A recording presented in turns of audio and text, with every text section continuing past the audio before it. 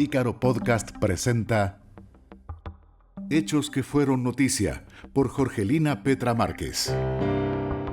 Rigoberta Menchú, vida y obra de una maya quiché. Capítulo 4. Sí o sí volverse combativo. Hola, soy Jorgelina Petra Márquez y les doy la bienvenida a Hechos que fueron noticias, una producción de Ícaro Podcast. La historia que hoy continuamos es la de Rigoberta Menchú, la indígena maya que se hizo conocida en todo el mundo por la defensa de su gente, de su comunidad amenazada.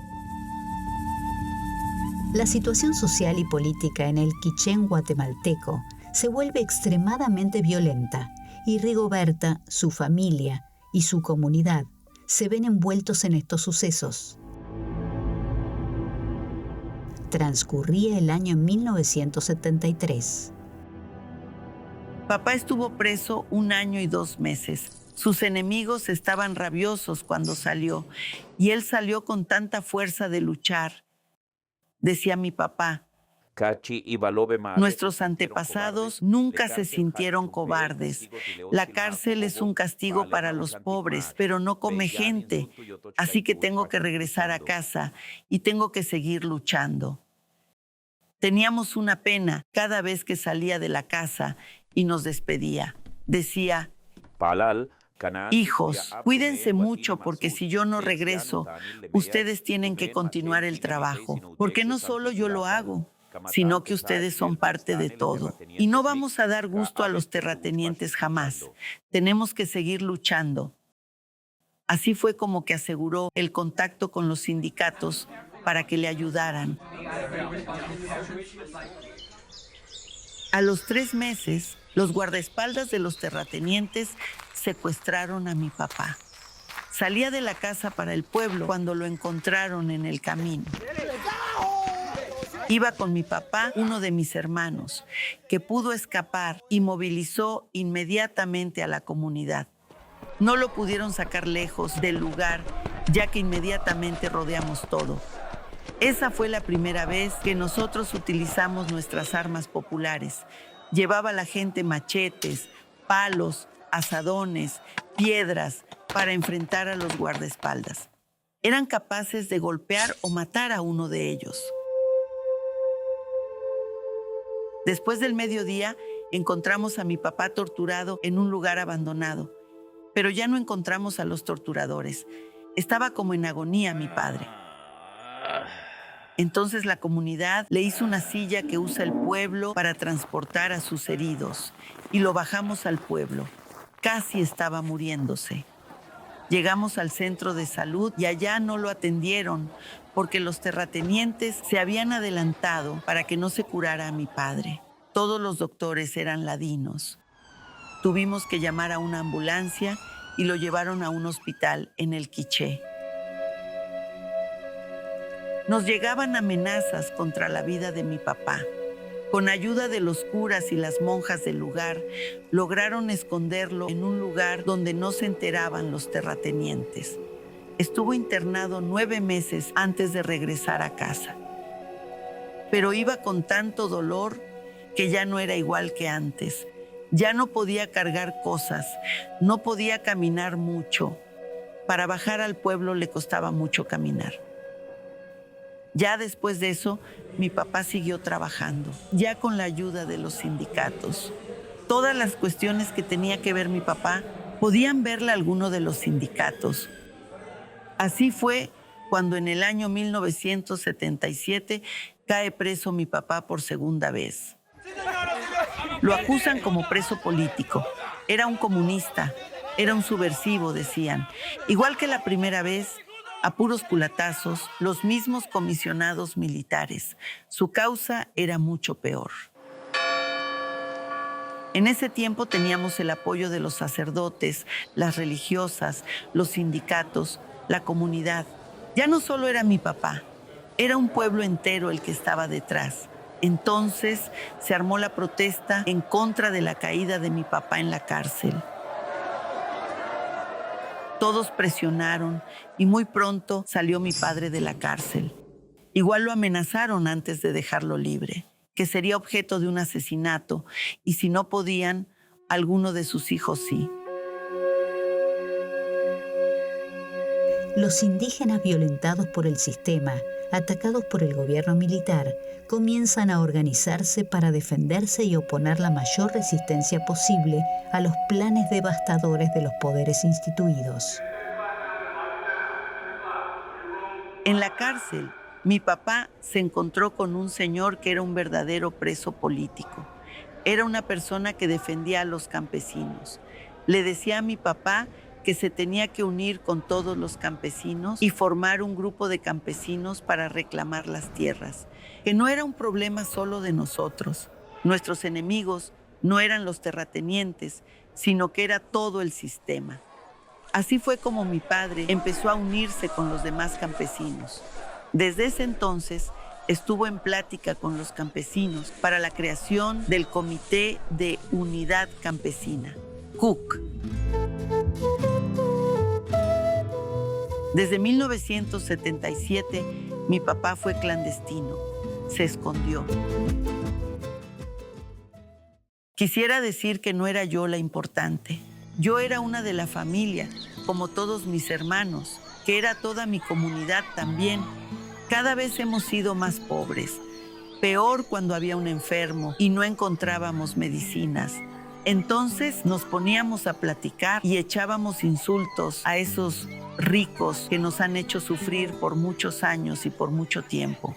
En ese tiempo yo empecé a hacer mi formación más política entre la comunidad. Yo traté de acercarme de muchas gentes para sacar mis dudas, para preguntar cómo era el mundo del otro lado. Porque yo conocía la finca, conocía el altiplano, conocía ya parte de la capital, pero sin embargo no conocía la problemática de la tenencia de la tierra en otros pueblos. Sabía que había otros indígenas en otras tierras porque desde niña nos conocíamos en la finca.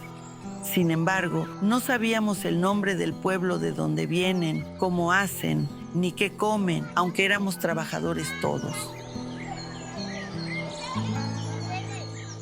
Yo empecé a analizar mi niñez y llegaba a una conclusión. Que yo no tuve niñez, no tuve infancia, no tuve escuela, no tuve suficiente comida para crecer, no tuve nada.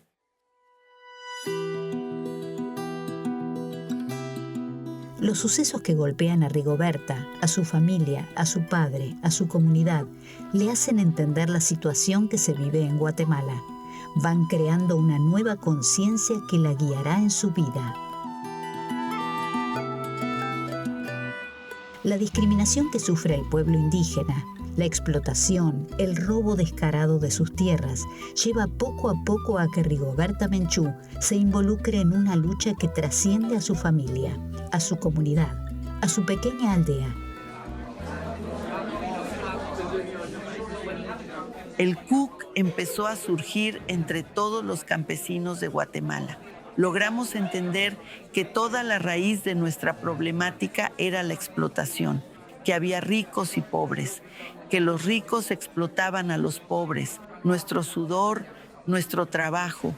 Por eso eran cada vez más ricos. Luego, el hecho de que no nos escucharan en un despacho, que teníamos que hincarnos ante las autoridades, era parte de toda la discriminación que vivimos los indios. La opresión cultural que trata de quitarnos nuestras costumbres para que nos dividamos y que no exista la comunidad entre nosotros. Y entonces comenzamos a unirnos entre todos. En Guatemala, a los mestizos que nacen de la unión de blancos e indígenas se los llama ladinos, y ese mestizaje fue utilizado por las clases poderosas para lograr una enemistad entre ellos y los indígenas de las distintas etnias. Tuve la oportunidad de conocer a otros indígenas achis, que son los que viven más cerca de nuestra región. También tuve oportunidad de conocer a algunos indígenas man, y los indígenas me decían, los ricos son los malos. Así fue como comencé a pensar, ¿será que no todos los ladinos son malos? Y ellos decían, es que con nosotros viven ladinos pobres. Hay ladinos pobres y hay ladinos ricos. Los ladinos ricos son los que nos explotan.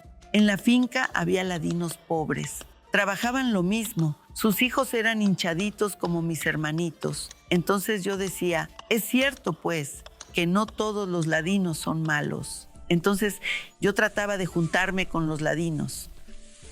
Y yo le dije a un ladino pobre, usted es ladino pobre, ¿verdad?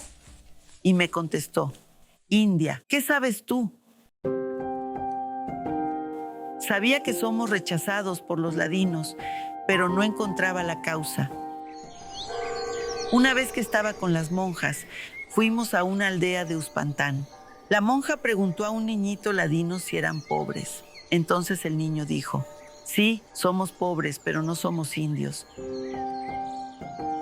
Para mí era doloroso aceptar que el indio es menor que el ladino. Es una barrera muy grande la que nos han sembrado, la barrera indio y ladino. Yo seguía con la idea que son malos los ladinos. Nosotros en la aldea comenzamos a utilizar nuestros medios de seguridad. Empezamos a practicar las trampas que usaban nuestros antepasados, que nos contaron nuestros abuelos. Entonces decíamos, si vienen los soldados de los terratenientes, los vamos a matar aquí. Fue allí donde nosotros nos decidimos a usar la violencia. Me recuerdo que mi tarea en la comunidad era enseñarles a los niños a defenderse, a defender los derechos de nuestros padres.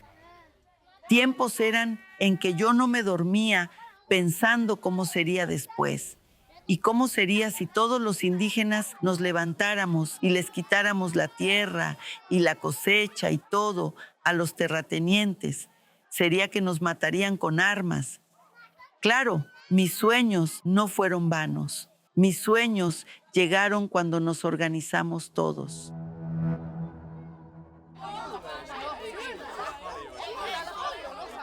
Ya empezamos a organizarnos. De hecho, existían ya nuestras organizaciones. Así, nuestros grupitos de niños, grupos de jóvenes, grupos de mujeres, grupos de catequistas. A finales del 1977 fue cuando yo decididamente me integré a un grupo más formal con los campesinos en Huehuetenango. Eran campesinos muy secretos y bajábamos a la finca. Los compañeros del CUS también movían la masa trabajadora en las fincas. Ya empezábamos a ver más claras las cosas y, como decía, no nos costó entender que había que luchar junto con los demás, porque eso era algo real, que habíamos vivido. Al autor de la vida, Jesucristo Señor nuestro, y también empecé a viajar por diferentes lados, consultando todas las cosas. Y una de las cosas era nuestra relación con los curas. No es tanto para desestimar, porque también los curas hicieron mucho por nosotros, pero hay muchas cosas que nos enseñaron a acomodarnos, a adormecernos como pueblo.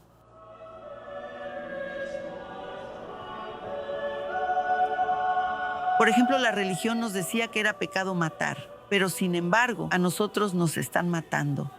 Y nos decían que Dios está allá arriba y que Dios tiene un reino para sus pobres. Eso a mí me había confundido, porque yo fui catequista desde niña. Es un obstáculo como para desarrollar la mera verdad que vive el pueblo. Yo, sacando mis dudas, les preguntaba a las monjas, ¿y si se lucha en contra de los ricos, qué pasaría?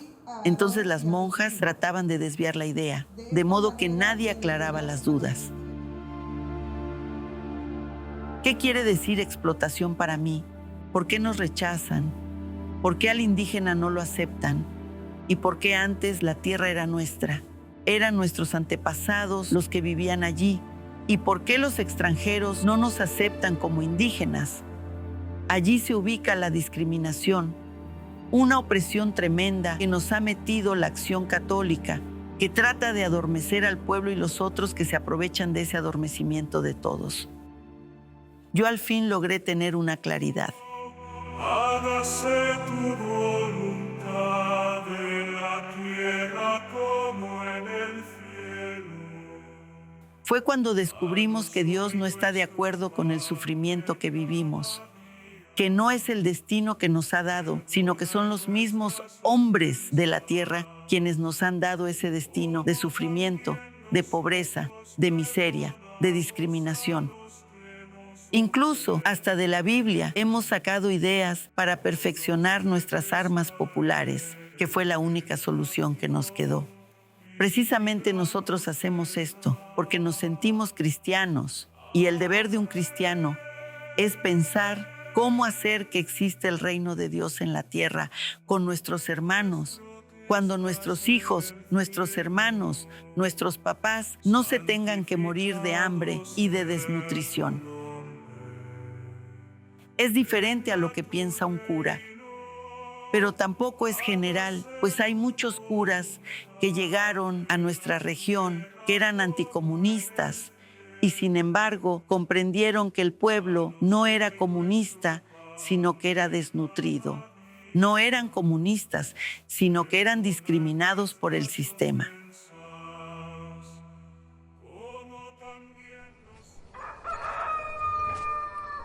Empezamos a organizarnos. No tenía nombre nuestra organización.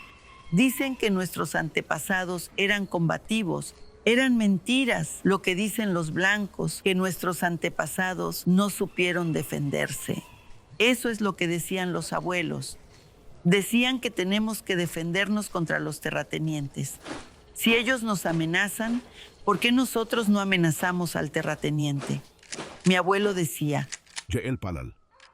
sí, hijos, tienen que defenderse. Nuestros antepasados se defendieron. Y nosotros, ¿por qué no vamos a pelear con las armas que usa el terrateniente? Si una persona mayor nos dice eso, es que porque es la verdad, pues.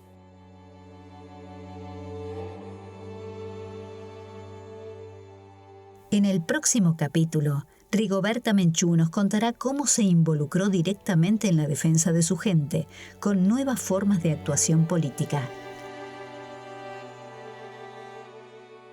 Soy Jorgelina Petra Márquez y esto ha sido Hechos que fueron noticias. Los espero. Hasta pronto.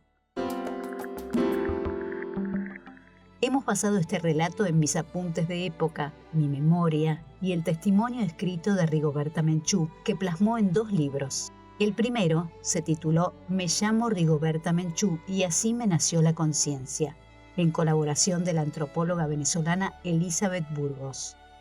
El segundo libro, ahora sí de su única autoría, es Rigoberta, la nieta de los mayas. Asimismo, recurrimos a la opinión de expertos para que nos ilustren sobre aspectos de lo que pasó en Guatemala en aquellos años nefastos. La voz que recrea los textos fue creada con programas de inteligencia artificial. Fue una realización de Ícaro Podcast. Nada nos resulta ajeno. Dirección General Gaby Casal. Guión Gastón Tolosa. Investigación temática Fabio Díaz. Laura Sordi es la voz de Jorgelina Petra Márquez. Locución Sergio Lonardi. Edición de sonido Luciano Álvarez. Efectos especiales Mateo Durán. Asistencia de producción Andrés Casal. Dron musical Andrea Isasti. Realización integral Ícaro Podcast, una división de Ícaro Producciones.